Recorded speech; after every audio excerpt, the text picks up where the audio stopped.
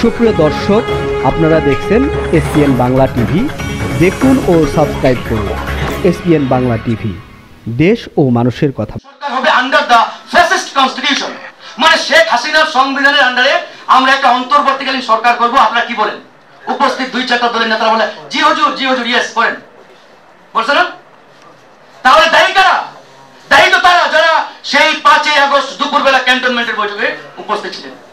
আমরা এই বিপ্লবের ফ্রন্ট লাইন যোদ্ধা, সামনে থেকে নেতৃত্ব দিয়েছি, রিমান্ডে গেছি, জেলে গেছি, 22 বার হামলার শিকার হয়েছি, বাট আমরা কেন ওই বৈঠকে থাকলাম না? ছাত্ররা কেন থাকলেন না? তড়িঘড়ি করে সিদ্ধান্ত হলো অন্তর্বর্তীকালীন সরকার হবে। তাদেরকে আর্মির গাড়িতে করে নিয়ে যাওয়া হলো কোথায়?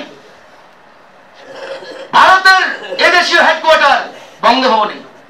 বঙ্গভবনের প্রধান মাননীয় মহামান্য প্রেসিডেন্ট, সে কার লোক বলেন তো? ভারতের লোক। বিগত 15 বছরে বাংলাদেশের প্রধান বিচারপতি, রাষ্ট্রপতি, বড় বড় পদগুলোতে ইন্ডিয়ান গ্রিন সিগন্যাল ছাড়া কোনো ব্যক্তি বসার সুযোগ ছিল? তার মানে বড় বড় যত পদে যত মানুষ বসছে তারা প্রত্যেকে ইন্ডিয়ান গ্রিন সিগন্যাল প্রাপ্ত। তাদেরকে নিয়ে যাওয়া হলো কোথায়? ইন্ডিয়ান হেডকোয়ার্টারে। বঙ্গভবনে নিয়ে গিয়ে বললো আমরা এরকম একটা অন্তর্বর্তীকালীন সরকার করতে চাই, আপনি কি বলেন? আগে থেকে সিগন্যাল দেওয়া আছে। তিনি বলেন ইয়েস, ভেরি গুড, ভালো সিদ্ধান্ত, হয়ে গেল অন্তর্বর্তীকালীন সরকার। এবং এই সরকারের ভবিষ্যৎ বৈধতা নিয়ে কেউ যাতে প্রশ্ন তুলতে না পারে তার জন্য চিঠি পাঠানো হলো কথা জানেন? প্রধান বিচারপতির দপ্তরে চিঠি পাঠানো হলো যে ভবিষ্যতে এই সরকার যে আমরা গঠন করতে যাচ্ছি এটা আইনগত হবে কেউ যাতে, ডক্টর মোহাম্মদ ইউনূস, তাকে নিয়ে আমাদের কোনো আপত্তি নেই। আমি মনে করি এরকম একটা পরিস্থিতিতে আল্লাহর পক্ষ থেকে তিনি রহমত ছিলেন, কারণ তিনি ছাড়া অন্য কোন ব্যক্তি ওই সময়ে আমরা যদি দায়িত্বে বসাতাম তাহলে এই বাংলাদেশ আজকে এই পর্যন্ত আসতো না, হয়তো মায়ানমার কিংবা অন্য কোনো দেশের মতো আমাদের পরিস্থিতি হয়ে যেত। কিন্তু এখন কথা হচ্ছে ইউনূস স্যারের পরে বাকি যারা আছে তারা কারা? এই বিপ্লবে তাদের মানে অবদান কি? এই অভ্যুত্থানে তাদের অবদান কি?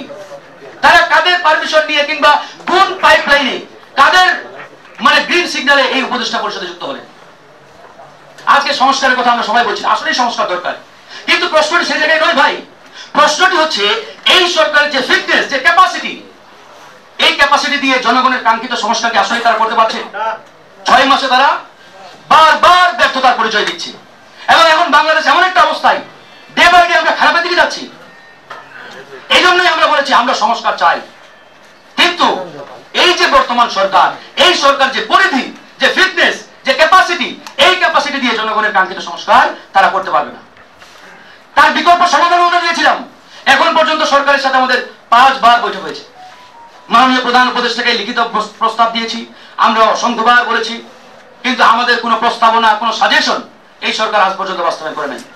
আমরা বললাম 21 জন দিয়ে 20 কোটি জনগণকে পরিচালনা সম্ভব নয়, এটাকে বাড়ান, এর পরিধি 50 সদস্য উন্নীত করেন, বিপ্লবের পক্ষের শক্তিগুলো থেকে যারা যোগ্য, দক্ষ, দেশ পরিচালনায় যাদের অভিজ্ঞতা আছে এরকম ব্যক্তিদের দায়িত্ব দেন, এটাকে বাড়ান, দেশ এগিয়ে যাবে।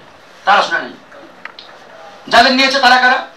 আমি তো মনে করি দেশ চালানোর ন্যূনতম অভিজ্ঞতা তো দূরে থাক, একটা দেশের যে নানান অর্গানগুলো আছে এই অর্গানগুলো সম্পর্কে তাদের অভিজ্ঞতাই নেই।